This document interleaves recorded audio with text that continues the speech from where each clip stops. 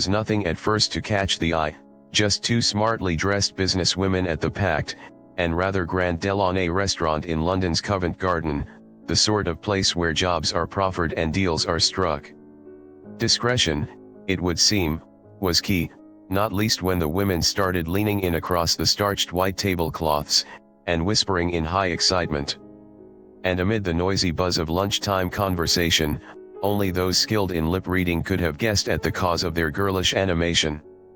Or, for one of them, its life-changing significance. Meghan had just told me, "I'm going on a date tonight," recalls her dining partner that day, friend and former agent Gina Nelthorpe-Cowne. "With Prince Harry.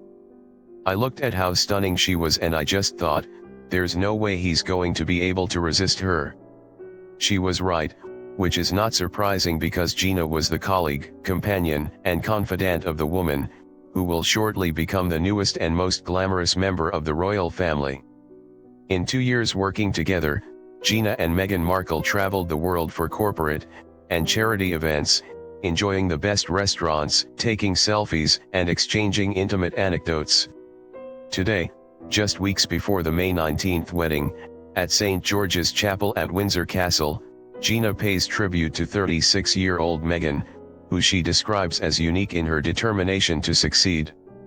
Gina is one of only a handful of people who know the inside story of the whirlwind courtship between Meghan and Harry, and her account of their romance, by turns candid and affectionate, is compelling.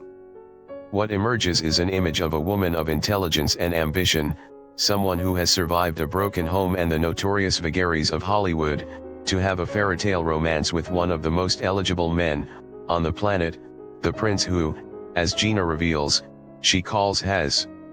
Gina says it was just weeks after their first meeting, when the couple were on holiday in Botswana, that the deal was sealed, and Harry and Meghan knew they would be together. As Meghan told Gina at the time, with Harry by her side, they could change the world. Yet, the princess-in-waiting is also ruthless with her time, her attention, and her priorities. She is picky, not only when it comes to her clothes but also her colleagues, instantly dismissing those who didn't share her vision. Meghan, says her former agent, likes to move on. Speaking in her London office, a converted warehouse, on the Chelsea embankment overlooking the Thames, Gina is clearly fond of Meghan, and it is easy to see why the two women had such a strong connection. A self-made entrepreneur and businesswoman with an easy charm and piercing green eyes, she worked as a model before moving from her native South Africa to Britain, where she had connections, including her brother-in-law, BBC journalist John Simpson. Gina and her husband Mark established Kruger-Cowne Talent Management, and today, more than 20 years on, their clients include Sir Richard Branson, Cher, and Elle Macpherson. She has spent decades rubbing shoulders with celebrities, yet Meghan has made a lasting impression. It started with the first time they met, in October 2014, when Gina and Kruger-Cowne were working with the One Young World Conference, a youth summit to inspire 18 to 30-year-olds, and Meghan, who was starring in U.S. legal drama Suits, expressed a keen interest in becoming involved. When I arrived at Meghan's hotel room, her then-boyfriend, Toronto chef Corey Vidiello, opened the door. She was in a toweling bathrobe with her hair tied back. We just clicked. We spoke on the phone and through emails a number of times before actually meeting, but it was an instant connection. We hugged as if we had known each other for ages. She was delightful, warm and personable, and hugely charismatic. I've been in the business a long time and I know that's not something you can train someone to be. You've either got it or you haven't, and Meghan is a really warm and genuine person. She just has it. There's the eye contact and then the connection. She instantly brings you right into her world. What people don't realize about Meghan is that she is ferociously intelligent. Even then she was starting to think about her career after Suits. She was interested in humanitarian and philanthropic causes, and in animal rights issues, too, but her main focus was, and I believe still is, women's rights. She wanted to be recognized as a humanitarian. She wanted to develop her own causes, and the youth summits were perfect for her. Soon after the conference, I asked if she'd like to do more events and she said yes, so we signed a contract to represent her and I became her agent. When Meghan was back on set, she would fire off emails to Gina, thanking her for her support. Her messages, full of exclamation marks, were always signed off the same, very American, way, sending love, hugs and kisses. She's a girl's girl and we shared many stories, Gina says. She didn't talk much about her ex-husband or her divorce. For her, that was in the past and had no relevance. I'm still fond of Meghan and there are things she told me that I'll never repeat, but it was clear to me that her relationship with Corey was coming to an end. She was getting older and she had been married before, so she didn't want to make another mistake. She knew then that she wanted children and had planned to have them from a young age. Perhaps that's why she broke up with Corey and wanted to leave Toronto. But everything was about to change.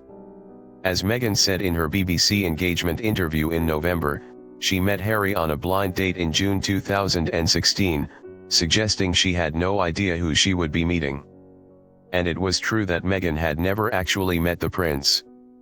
But today Gina reveals that Meghan had taken the opportunity to Google him beforehand, hence her delight at the Delaunay, just a few hours before the date. Gina recalls, "She whispered it so quietly I had to ask her to repeat it. I couldn't believe what I was hearing, but I think she could barely believe it either. We were both extremely excited. I jokingly asked if she knew what she was letting herself in for and she said, well, it's going to be an experience and at least it will be a fun night." After the date, she was telling me what a great guy he was, a real gentleman, genuinely nice, and when I asked if she would see him again she said, well, it looks like it. In fact, Harry asked her out again the next day and after just a few dates, invited Meghan to join him at a secret hideaway in Botswana. There, he escorted her on her first wildlife safari. For Harry, the location held a special significance.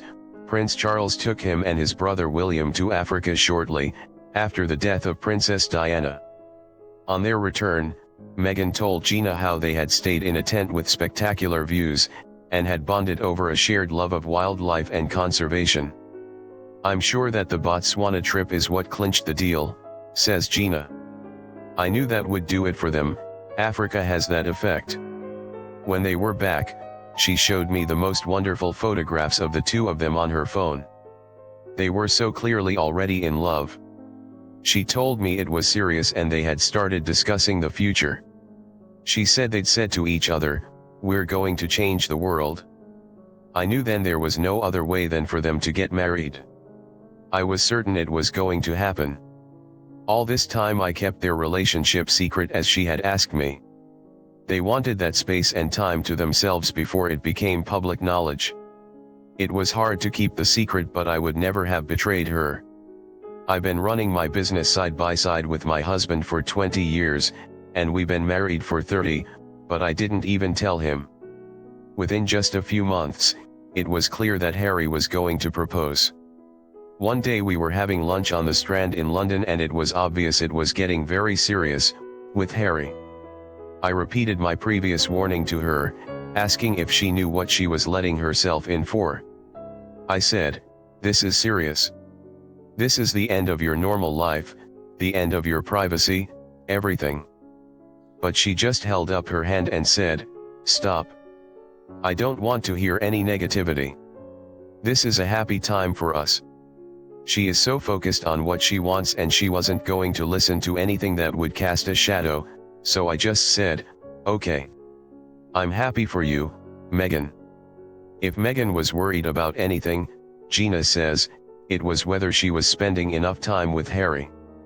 Not least because she had only short breaks between her intensive filming schedule. To see Harry, she needed to swap schedules with her co-stars. She was worried about wanting to be here in London and how she was going to manage that. Gina generously puts Meghan's anxiety over her relationship with Harry as the reason for a growing change in her behavior. Gone was the happy-go-lucky American attitude, replaced with a new and more serious demeanor. Meghan and Gina flew to Ottawa to attend another One Young World event, at the end of September 2016, by which time the couple had been dating for 3 months.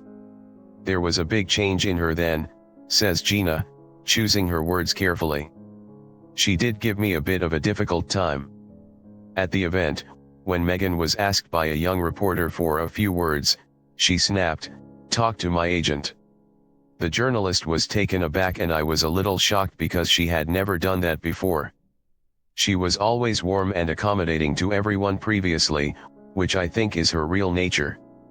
From that moment on, it seemed to become much harder for her to do anything outside the official brief. Meghan pulled out of the event halfway through, because she was needed back on the set of Suits. Gina adds, Meghan told me later on the phone that she had been sitting in the first-class lounge and was asked to move seats, to make way for a group of male Colombian dignitaries.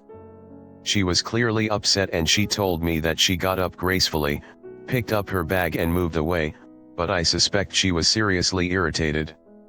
It was as if this would be the last time anyone would ever ask her to move again. That was one of the last times that Gina would see her. She wrote a lovely email in October, a week before the news about her and Harry became public, saying that she was giving up her career and we had to terminate our contract. I was disappointed, I'll admit. I realized it meant losing her as a friend as well as a client. Professionally, we were just about to sign a big deal with a leading skincare brand, and there was talk of a book, but of course I understood why her commercial engagements had to come to an end. There was no way she could continue her corporate work while maintaining the relationship with Prince Harry. The last time she heard from her friend was not from Meghan herself. When Gina emailed Meghan, asking permission to use a photograph of her from the youth summit, her lawyers responded. Perhaps it says something about her new life, reflects Gina. She must get thousands of emails. But it would have been nice if she'd just dropped me a line to say her lawyers were handling it, rather than have them reply to me directly. It's a shame. It's easy to see that Gina remains sad at the abrupt end to their friendship, although she's too professional to say so. When it comes to Meghan's future, she has only positive things to say. She'll be great, it's a positive thing for the whole nation. I do wonder how she'll cope, being in the public eye so constantly, with no private life at all. But I think she's right, Meghan and Harry will change the world.